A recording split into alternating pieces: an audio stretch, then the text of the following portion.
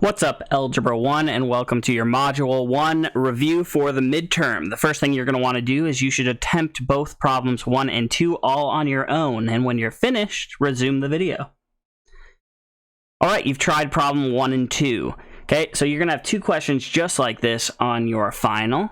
The first one is, Alec fills a cylindrical jar with a liquid and measures its mass and volume. The formula for density is D equals mass over volume, and it's given to you. Which unit would be the most appropriate for calculating the density of the liquid? So the first thing we want to look at is the formula. We see that we have mass on top, and we have density on the bottom. So mass on top, density on the bottom. So the best way to do these problems is to kind of look through and see which problems which don't make sense at all. For example, in math, we never use the empirical system. So pounds, gallons, those type of things. We don't use this in math. So there's no way it could possibly be D. We wouldn't measure pounds and gallons. Okay, if we look at C, kilograms over meters to the third. A meter cubed is a huge box, a gigantic cube, and a kilogram is how we weigh people. Okay, so C doesn't make sense because if we're just filling a small jar, we wouldn't use meters cubed because that cylinder jar is not going to be that large. So we would not use this either.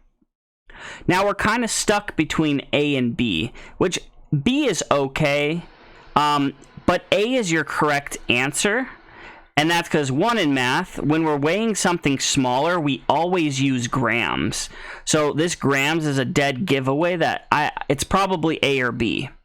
Now, when we look at volume, we have liters and centimeters cubed. Now, centimeters cubed actually goes with grams. So whenever you see grams, the volume that goes with it is centimeters cubed.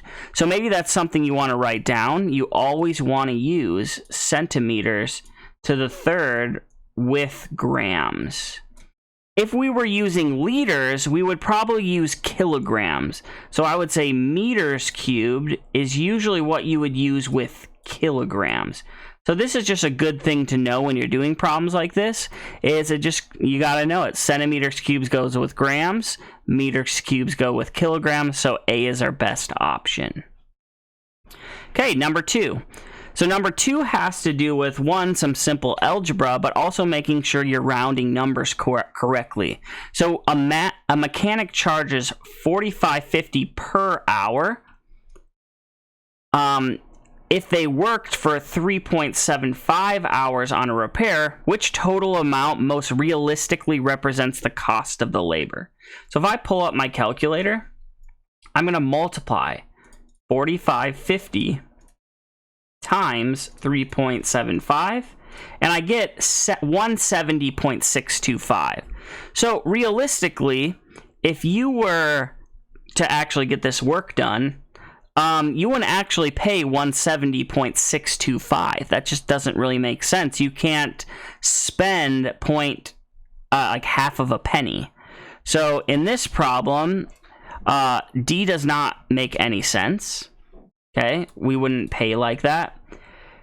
We would definitely not round down to 169, and we wouldn't round up all the way to 171. So the best option would be option C.